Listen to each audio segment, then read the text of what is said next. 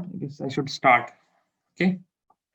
So the last point that we wrote about electron gain enthalpy, the last point that we wrote about electron gain enthalpy was that, what was the last point? Delta EGH becomes less negative as we go down the group, correct? Down the group,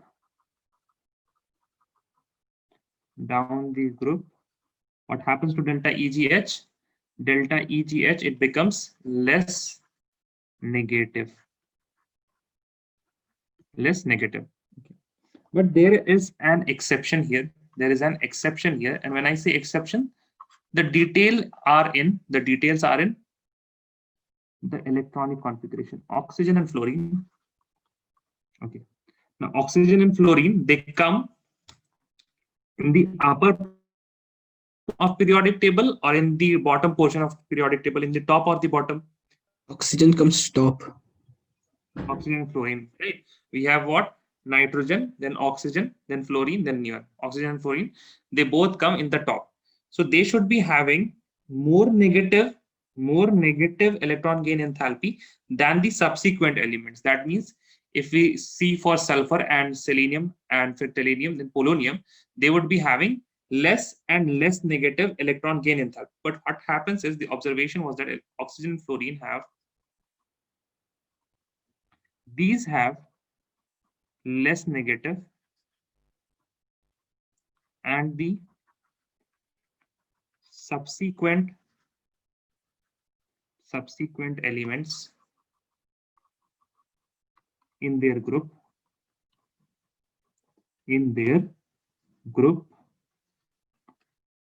have more negative electron gain enthalpy. Now, why is that? The reason is that oxygen and fluorine are the elements of which period? Third.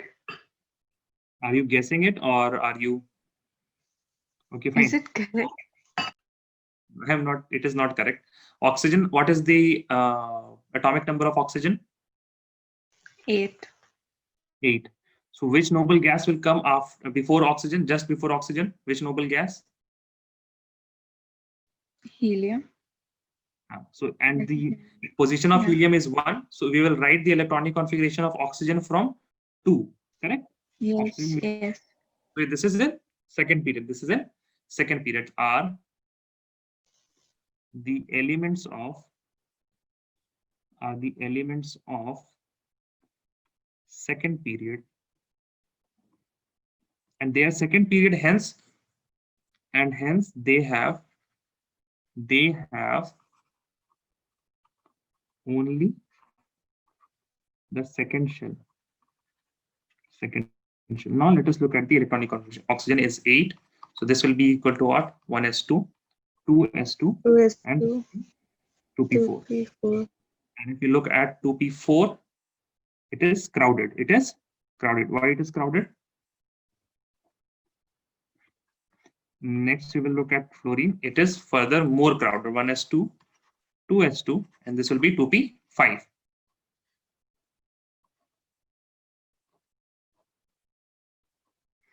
Now we have to compare these two with their respective elements, of their own group. So after oxygen, we have sulfur. What is the atomic number of sulfur?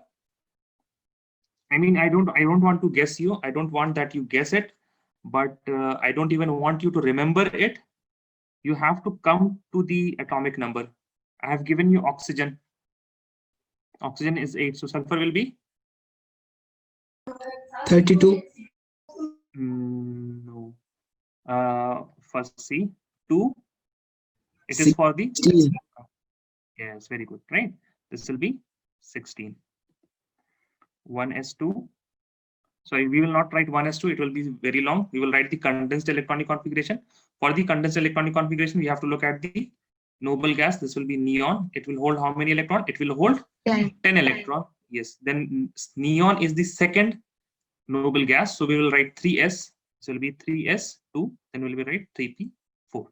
Similarly, for fluorine, we will have The next, that is chlorine. This will be obviously 17 just after sulfur. This will be neon, in square brackets, 3s2 and 3p5. Now we know that out of second shell and third shell, which shell will be larger in size? Mariam, which shell will be larger in Yes. size? Out of second shell and third shell, which shell will be larger in size? Third. Third shell, right? So if the third shell is larger, that means the street, the lanes, the mahalla is larger. So the houses will also be larger. So if we compare the 2p subshell and the 3p subshell, which of these subshell will be of greater size? 3p. 3p, correct? So if we are adding an electron in the 2p, which is a smaller quantum level, and hence due to the smaller quantum level, the electron will feel much greater repulsion than the subsequent elements where the 3p is a larger quantum level. Okay, so what you have to remember is that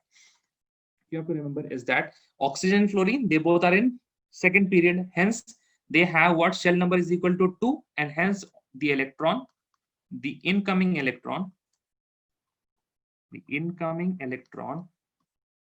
in oxygen and fluorine, goes to the 2p subshell, which is relatively, this is important, relatively a smaller quantum level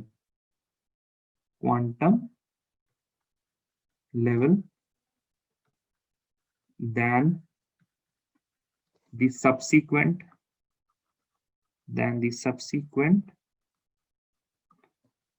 3p, 4p, etc.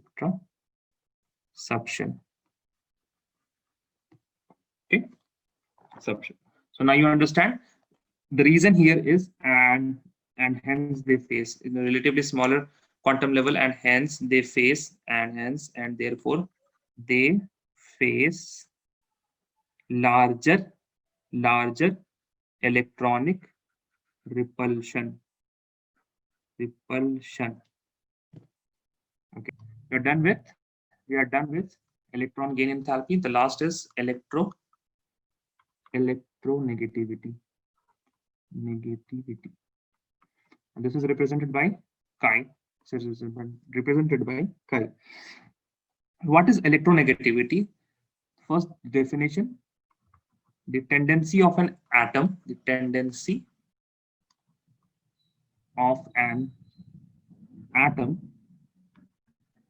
to attract electron in a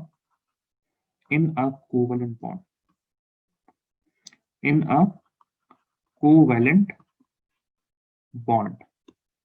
Now, each of these terms are important. What is the tendency of an atom? That means whenever that word tendency comes, then you have to always bring in the word relative, and you have to compare of an atom to attract electron in a covalent bond. Now, what this covalent bond means is that if we are comparing, we cannot compare oxygen just as oxygen. We have to compare oxygen with different atoms and elements such as fluorine, oxygen, neon, chlorine, etc.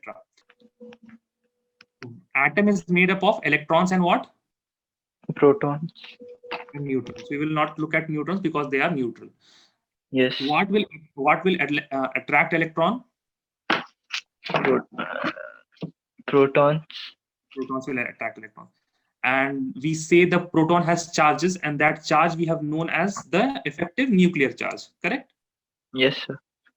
So as we increase the effective nuclear charge, the tendency of an atom to attract electron will also increase. Yes, sir. Then the electronegativity will also increase. So electronegativity we can write directly proportional to the Z effective. Okay? Z effective. Now in the periodic table, how will this come out as? This will come out as along the period.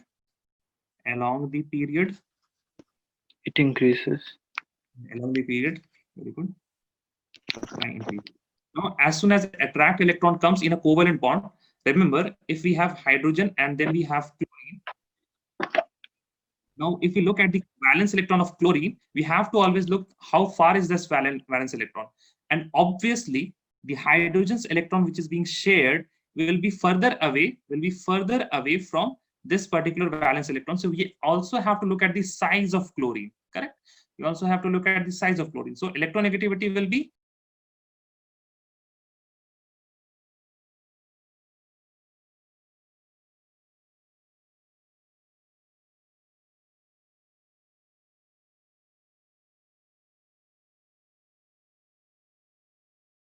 so this happens when if we go move where move down the group.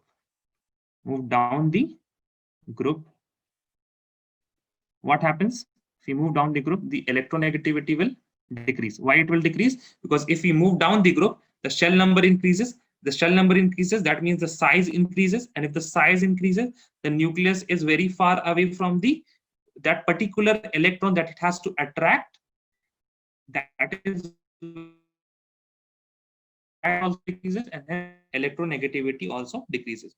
You move down the group, electronegativity decreases. Now you will let me just vaguely drawing our periodic table.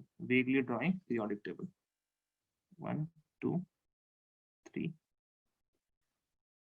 Hydrogen, helium, lithium, hydrogen. So this will be hydrogen here. Hydrogen, helium, lithium, phosphor. Then we will have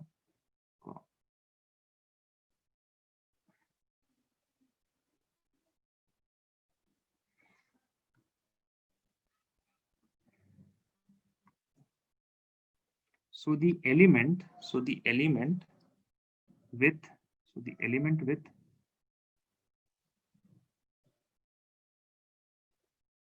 these are noble gases. And if noble gas does not make any covalent bond, if they do not react and don't make any covalent bond, then the question about electronegativity doesn't come. So the top right element is fluorine. Hence, if we move this way along the period, the chi increases. If we move up, the chi increases. Hence, the element which is in the top right corner of periodic table will have the most electronegativity, and it is also true. Fluorine is the most electronegative element. Fluorine is the most electronegative element in the periodic table. Now, another thing you have to remember this: the order of chi. What you have to remember? Fluorine is max, then it is oxygen, then it is nitrogen, then it is chlorine. Now, nitrogen and chlorine, they have equal value, but we put nitrogen before chlorine due to its smaller size. Chlorine, then it is Br, then it is I, then iodine and sulfur is almost equal. Sulfur and carbon is also almost equal. Then we write it's greater than phosphorus, and these phosphorus and hydrogen, the values are also equal. How you will remember this? You will remember this as FON, phone. You'll remember this as Kal. Remember this as, oh my god, okay, fine. Let us see if you can. Bihari. Then this is Ishq. And what is Ishq? Ishq is Pyar, and this is Hai. Can you remember this? If you will remember this, it will help you up till 12th organic chemistry. Electronegativity is such an important concept, and the order of electronegativity is such an important thing to remember that it will help till 12th organic chemistry. And let me remind you, 12th organic chemistry is the last chapter. Okay. I did an English one, but the English one is not so fancy that you will remember it. It is similar. It is similar. Start with phone, and it is call. This is bro. Then again it is the C, that is for C. Then this is cool. Then again, but this time phone. I don't know how engaging this particular English mnemonic is, but I really find this Hindi one, the Hindi Urdu one, better. Your choice. You can either remember this or you can either remember this. So let us have a revision of what are these properties and how do they trend across a period and down the group. First of all, we learned about Z effective. Z effective is what? Effective nuclear charge. And along period, what happens? Z effective increases. Why does that this Z effective increase? Due to increase in Electron in the same shell. Sorry? Due to increase in electron in the same shell. Due to increase in atomic number, or else proton number will be a better word. Proton number. That is why it increases. Along the period, obviously, if we are taking along the period, then by that particular sentence, we have already meant that we are talking about only one shell. In a particular shell, what happens? But if we say down the group, what happens? Z effective decreases. Why does that decrease? If you're saying down the group, it already means that due to increase in shell number. The next property that we learned about was atomic size.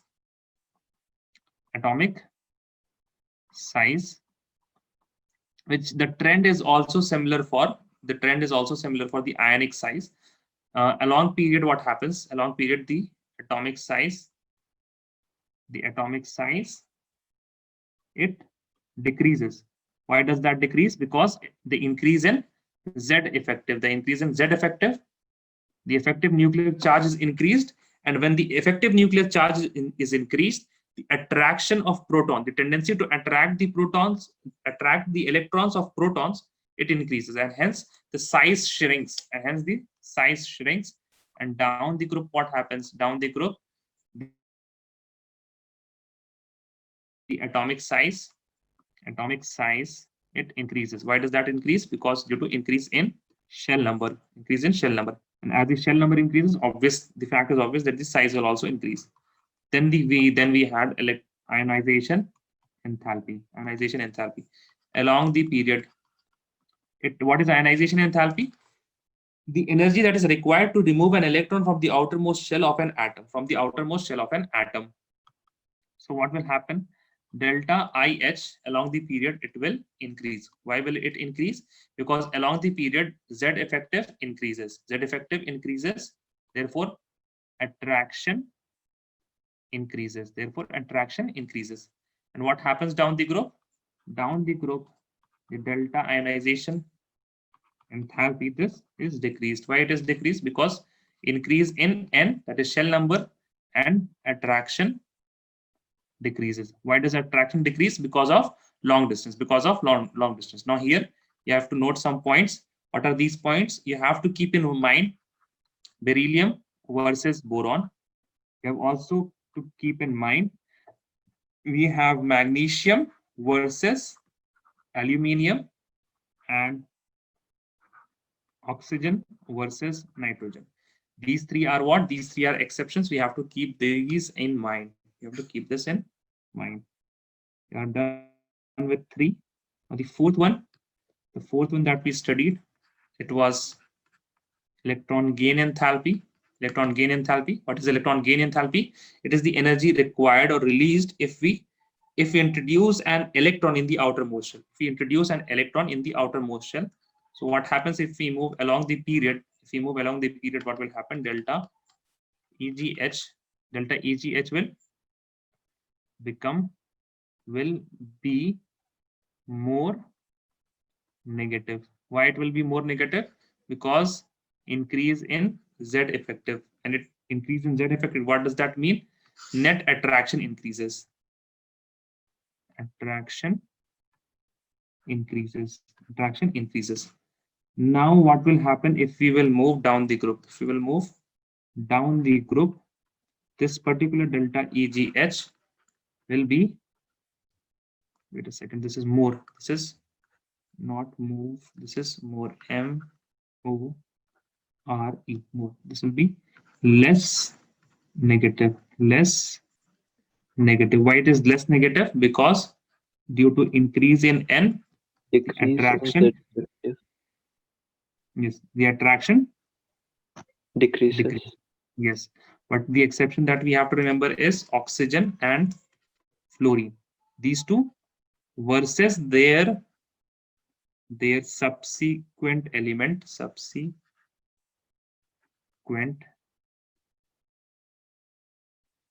elements of their group. The last item in our inventory is the fifth, that is chi. Along the period, what we can write? Chi increases. Why does that increase? Because increase in Z effective. Z effective, very right. And down the group, what happens? Chi The chi decreases. increases due to increase in shell size. Shell number. Yes, is in N. Write a note. What is the note that you will write? That you will write is that about electron gain enthalpy. I guess I have not covered this. Electron gain enthalpy of noble gases is positive. That is endothermic. And we have seen usually what happens. Have we covered this? Delta Eg of noble gases is positive. It is So you positive. just said that it is endothermic, but you did not say if it is positive or negative, anything like that. Okay, fine. If it is endothermic, then obviously this will be positive. It will be positive. Why? Why it will be positive? Endothermic. It's absorption. Yes, endothermic. It means that energy is given to system. Energy is given to system. Exothermic.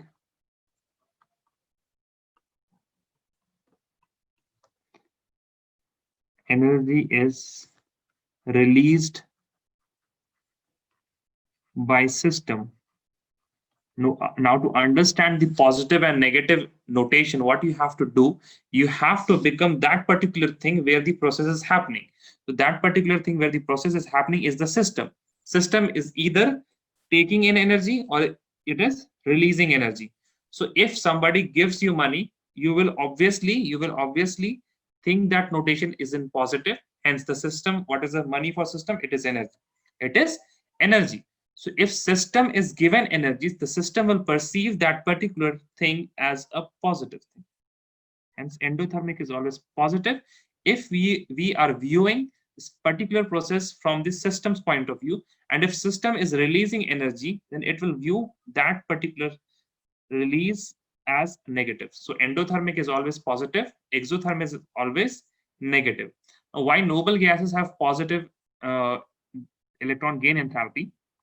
The reason is that, let us take neon. This is the proton. We will have two shells.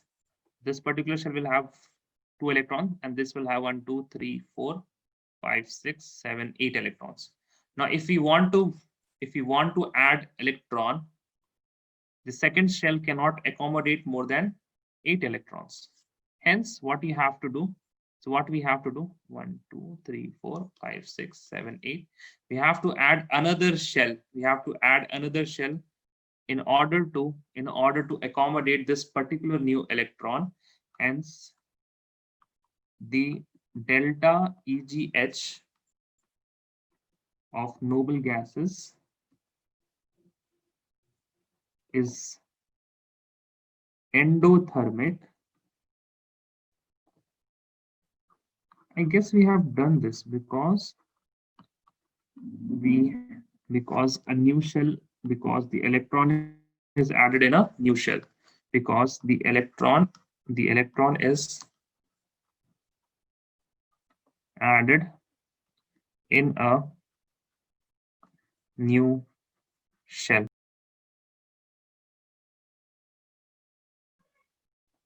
Okay. The next thing that we have to learn, is the anomalous behavior. Anomalous behavior.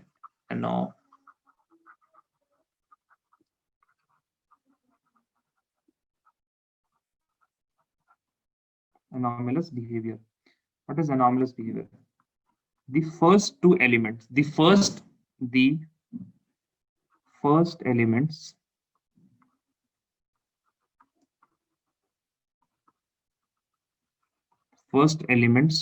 of each group, and if when I am saying each group, it means the 2p elements, the second period element, the elements of second period, the elements of second period show distinct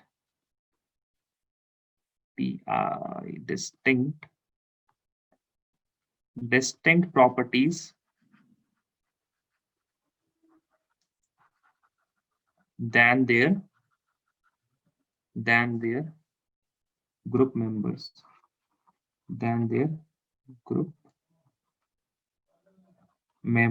Now, why is that the reason? Let me just reformulate this. So we are just talking about lithium over here. No, not Yes, lithium. it is. I was going to just tell you. Wait a second. The elements of second period.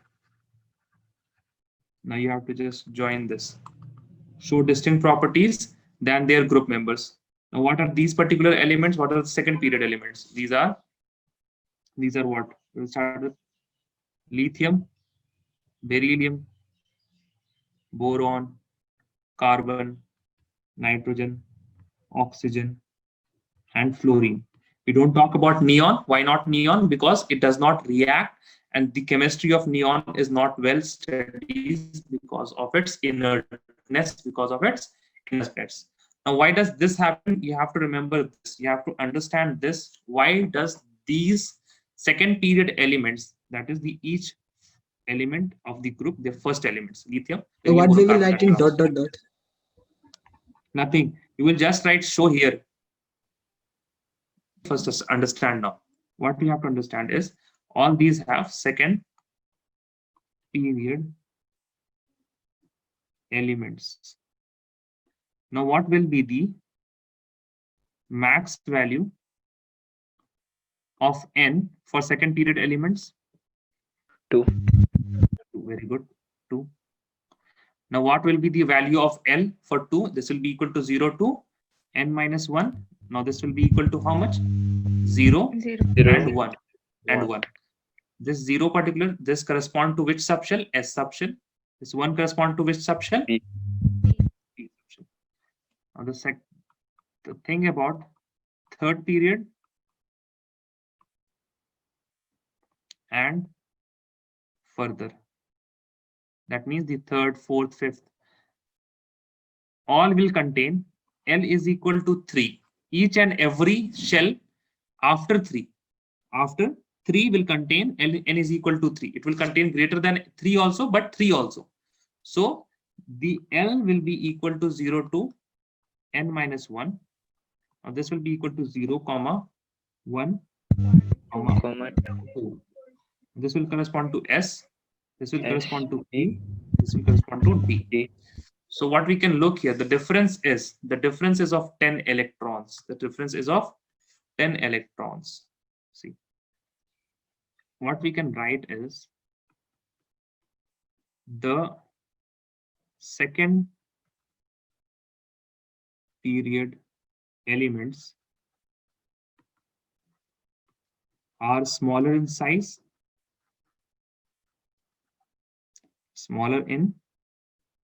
they are smaller in size, And as they are smaller in size, and the next reason is that, subsequent elements,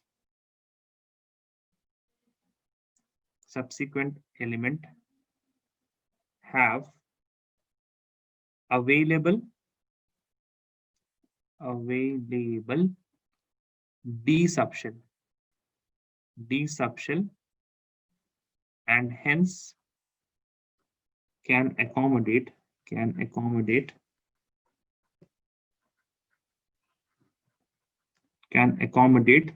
more than 8 electrons, okay. You can write one more bonus point and you will get it. As these particular elements, they have smaller size and they have high electronegativity. You can write this particular point also, high electronegativity. I mean, it is just a consequence of small size and greater Z effector, but you can write this particular point, high electronegativity. Now we will learn about nomenclature of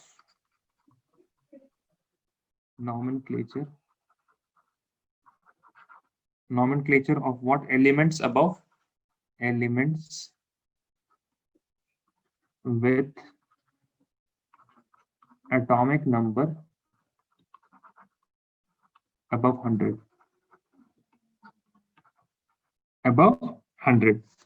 So what IUPAC has done is that they have assigned a particular IUPAC name for each digit. We have digits and we have IUPAC name for these digits.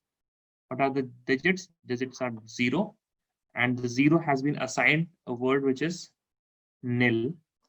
Then we have 1, it has been assigned un. This is 2 has been assigned as bi, 3 as tri, 4 as Quad. Okay. 5th as Pent. 6th as Hex. Then 7th as Sept. Very good. It's not hept, it's sept. 8 for 8 it is oct. For 9 it is None.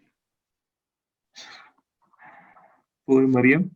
She tried 1, and the 9 one is n, ENN. Okay, and what will be for 10? Unnil. Unnil. I mean, the digits are only up till 9. Yes, sir. 10 is So not a we'll digit. have to combine that. Yes, we have to combine it. Okay, fine. Now, if we start with 101, we'll start with what? 101. Okay, this is the atomic number. What will be its name? Ahmed, you were telling. Now you will tell. Nil. What we have to do? We have to see the first digit. Okay, what is the name assigned? Okay, fine. Un is assigned. The second digit, what is assigned? Nil is assigned. Okay, fine. Nil is assigned. Then we will write nil. Then the next digit is 1. Then again 1, and the symbol will be U and U. Sir, Okay. are we supposed to write the 3, like all of them separate, or should we like join and write? No, they have to be joined. I have separated for the first 101. The next you will write it like this. This will be, wait a second. And further on, what you have to do, un, nil, un. Then further on, you have to add a phrase which is em. What you have to add? Em. Unnil, un, Hence it will make un, nil, un, em. Un, nil, un, em.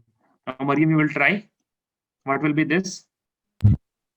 Un, nil, by em. Yes, un by em.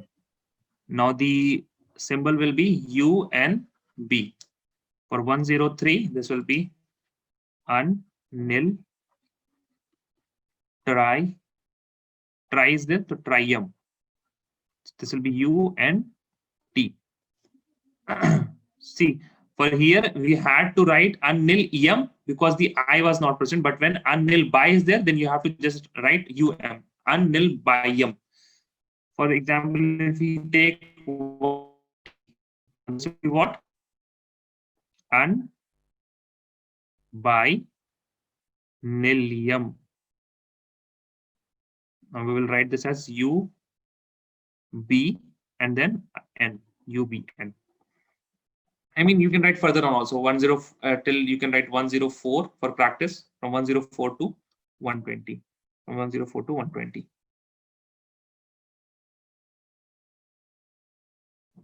Seaborg group. Seaborg group as in Seaborg is a scientist's name and group means the research group of scientists. So what comprises in a research group is the particular professor or the doctor or the faculty which is there, and the group members are the PhD students and the postgraduate student, that is master students. They are counted in a group, and sometimes there are some individual researchers also, they are also in a group. So Seaborg group discovered an element. Guess the name of the element. A bit creative. What is something we add generally to elements name at the end? Eon. Yes. So you have to just add. The answer is C. Bor GM. Seaborg GM. IUM.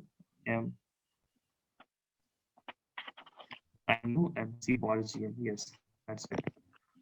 Now there was one scientist. He was called Lawrence. Lawrence. The element's name is Lawrenium. Lawrencium. Lawrencium. Lawrencium. Yes. I mean, these two particular questions are there in your NCERT books. Hence, I felt it fine to discuss with. And they have just asked you to guess the name of these two particular, Seaborg and Lawrence. So Lawrence and Seaborgium. Now we'll look at the chemical properties. What are the chemical properties and what is periodic about it? And when we will study this particular chemical property, periodicity in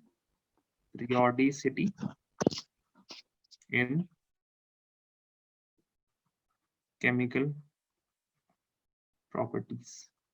Chemical properties. Okay, so the first thing that we want to learn is about valence electron and valency and NCERT calls valency as valence, just valence. Okay, so if you are asked to count and determine the valence of an atom, you will determine its valency. This formula is the same. So what is valency? Valency or valence according to NCERT, it is the number of electron in valence shell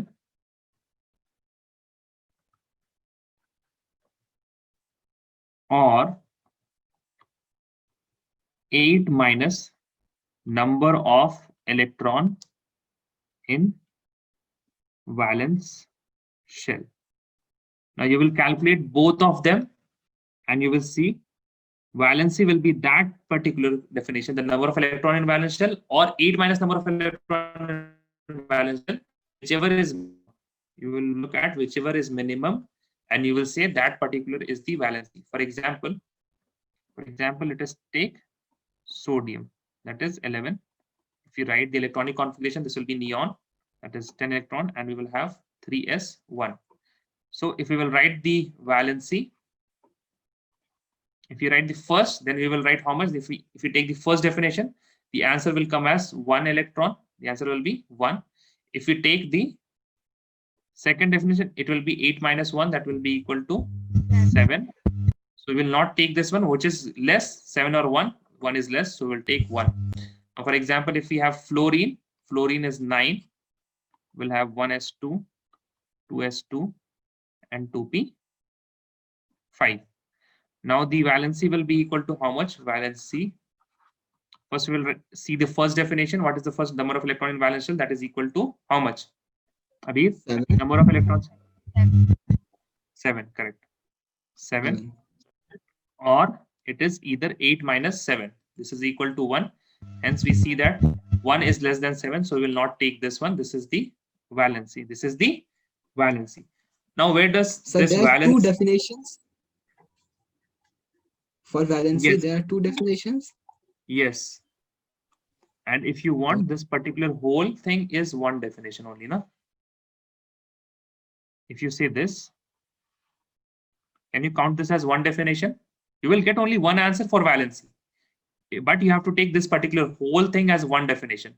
You will calculate both of them. Then you will see which one is the minimum. And that particular number will be the valency.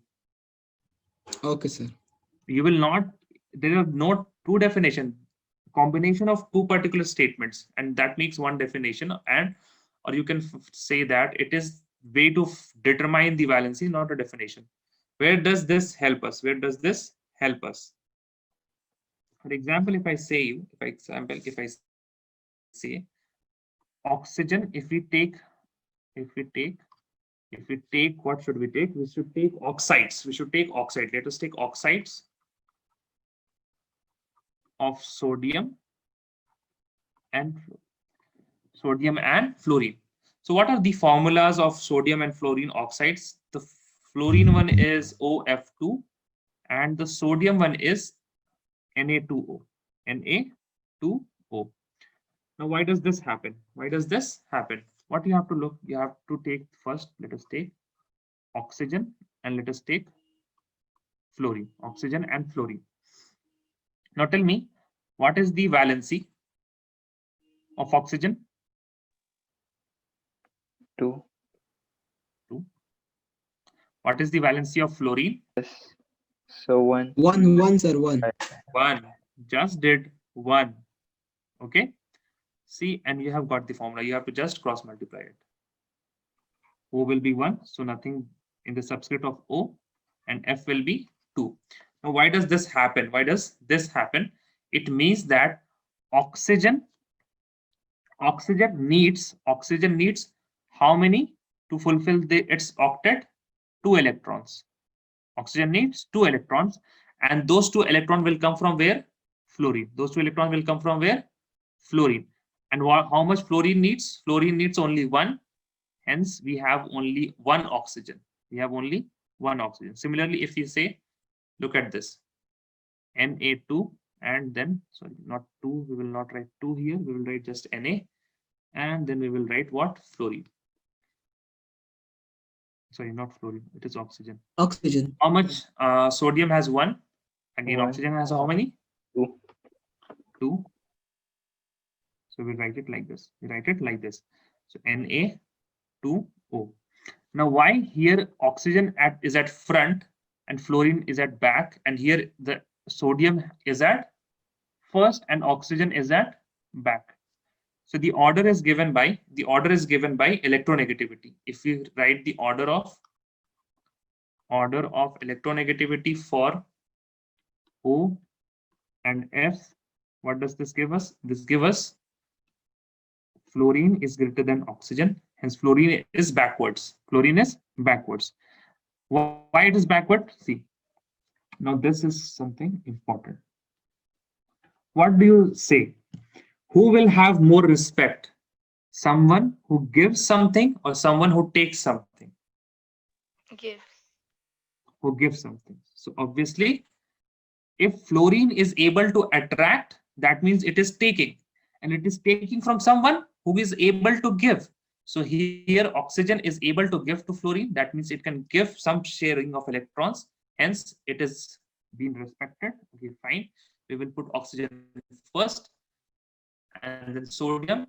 Sodium has less electronegativity than oxygen. That means it is giving electrons to oxygen, which is able to attract and take electrons. Hence, sodium has been given preference, and it is in forward. It comes before oxygen. Now, if I ask you a question,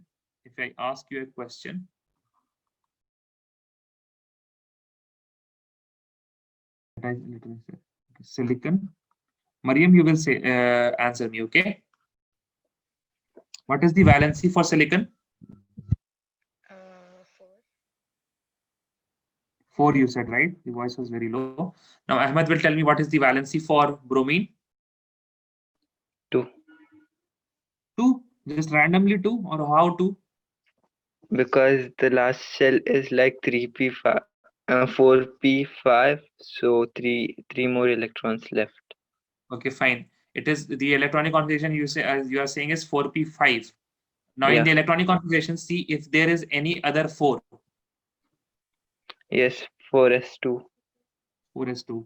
So is these 2 electrons, are they in the valence shell? Yes. So how many valence electrons? 7, 1. Now the valency will be 1. The valency will be 1. Any doubts, 1. Abir?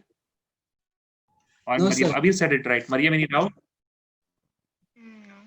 These are valency. Okay. Just cross multiply. Just cross multiply. Now either you can write what? Si Br4, or you have a choice for Br4 Si. Now how to decide that? You will see which is taking electron. Okay, which is taking electron. If somebody is taking something, that means it will have, or which has high electronegativity. If it has high electronegativity, that means it is taking electron, which is taking electron. It will have high electronegativity. And when someone takes something, it is not respected that much. Correct? Hence, we will see that this particular series, we do not see silicon here. That means, but we see bromine here. We see bromine here. That means bromine has higher electronegativity. The electronegativity of Br is higher than that of silicon. That means silicon is giving electron to Br. Correct? I mean, Br cannot take these electrons. It cannot attract electron until silicon gives it the permission. So there must be something good about silicon. Hence, we will write silicon first, Br4 afterwards. Okay, this is something how we write it. Numerical. The numerical is, it is given that the ground state energy of hydrogen, ground state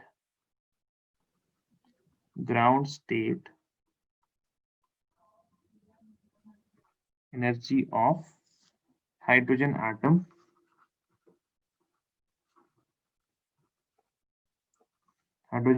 is equal to minus 2.18 into 10 to the power minus 18 joule. It is set to calculate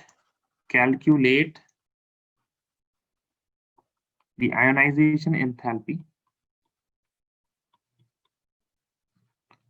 of atomic hydrogen.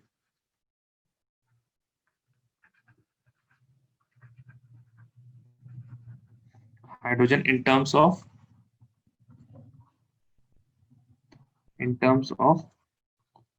joule per mole. How will we go with this particular question? It is easy. You have to just apply the mole concept. It is given that hydrogen atom, the ground state energy of hydrogen atom is minus 2.18 into 10 to the power minus 18. This particular statement means that this is our hydrogen. This is the first shell. This is the electron. And this particular system has an energy of minus 2.18 into 10 to the power of minus 18 joule. What does this negative implies? It implies that this is particular attraction is here. This attraction is here. Hence, we have a stable state, and stable state, it is exothermic and it is negative. The energy is a negative. We have to calculate the ionization enthalpy. And what do? We have to remove this particular electron from the first shell, and we have to calculate in terms of joule per mole. This is the ground state energy of one hydrogen atom. Now ground state energy of 1 mole. ground state energy of 1 mole of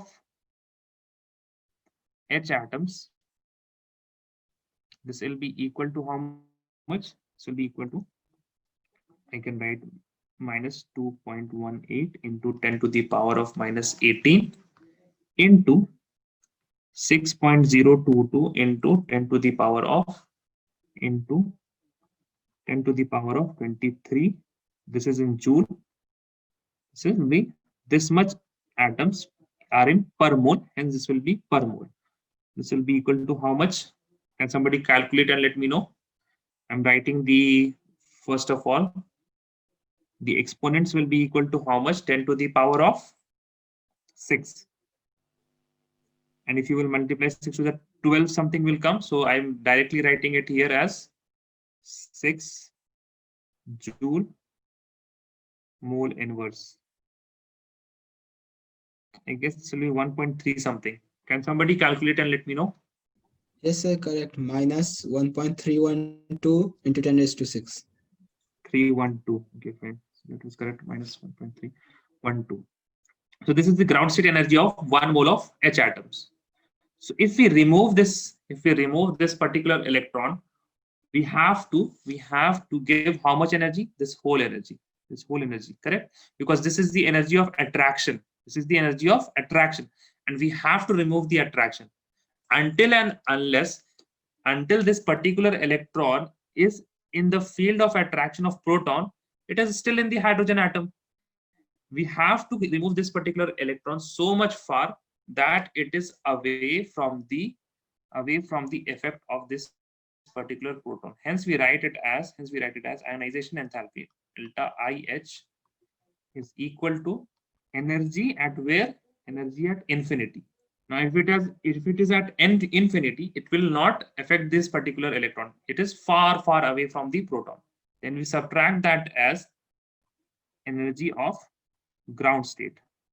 Now this, if we do not have any attraction, it will be 0. It will be 0 minus the energy of ground state is minus 1.312 into 10 to the power of 6 joules per mole. Now this will be equal to how much? This minus will be plus, so this will be 1.312 into 10 to the power of 6 joules per mole. 1.312 into 10 to the power of 6 joule per mole. So for a mole of hydrogen atoms, now this is particularly important, atomic hydrogen. What is another hydrogen? It is molecular hydrogen. Molecular hydrogen, and the molecular hydrogen is what? H2. We have not been asked about H2.